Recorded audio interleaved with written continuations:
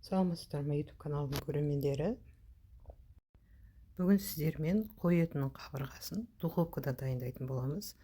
Алдымен бізге осындай қабырғалар керек. Бұны екіге бөлгім келген, балалар үшке бөліп тастапты. Жарайды, енді майдалау болады. Сонда да осылай жақсылап жуып аламыз алдымен. Спецтерге салып қоямыз.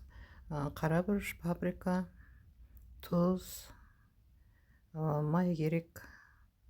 Мына жерде құрғақ сарымсақ, былайша сарымсақ қосаңыз да болады. Хмели сумели, зіре, қарабұрыш, жаңағы душисті бұрыш болады.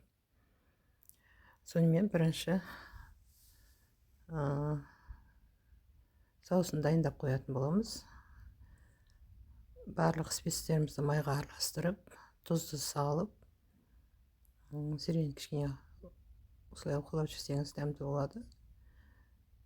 Өте ірі көрінеді бұлайша. Хмели сумели барлығын бір қасықтан қостым. Чеснокты 1,5 қасық қостым бұл жерде. Кішкене тұзын салдым, өйткені қабырғаның өзінде тұздайтын боламыз қазір. Тұзы ерігенше кішкене былай қойып қоямыз. Енді қабырғамызды алып, жақсылап тұздап аламыз.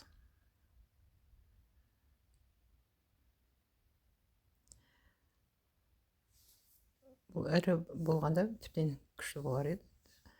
Балалар білмей, осыны осылай кесіп қойыпты. Жарайды енді.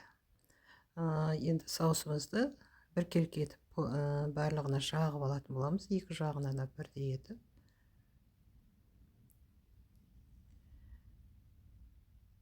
Бұл жерде 1,5 килограмм қабырға еті.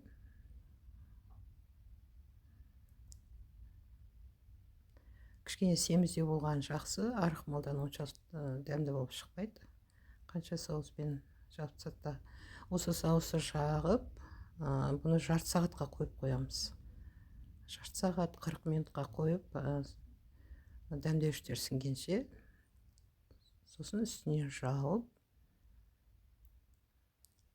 фольгамен жауып пісіретін боламыз. Фольганы қабаттап бетіне орап, духовкада пісіретін боламыз. Бұл 220 градуста 1 сағат 20 минутта пісетін болады. Бұл жерде көрсетпей қалдым. Кішкене су құю керек түбіне. Фольганың үстіне су құйып, сөйтіп духовкаға қойып қоямыз. Арасында 1-2 рет ашып көруге болады. Піскен піспеген анықтауға. 1 сағат өткеннен кейін ашып көрдім.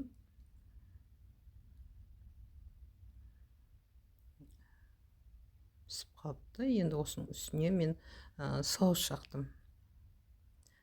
Соус барбекю жақтым. Сөйтіп тағы да жарты сағатқа пісіріп қойдым. Тағы да жарты сағатқа ашып пісірдім бұны. Бар жоғы 1,5 сағатта дайын болды.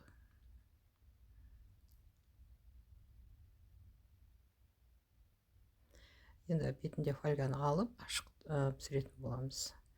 Міне біздің қабырғамыз дайын болды. Өте жұмсақ, әдемі шықты.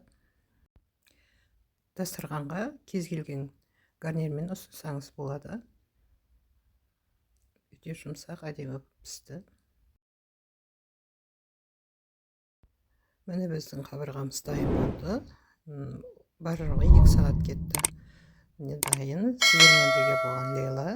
Комментарий жазып, каналға тіркеліп отырыңыздар.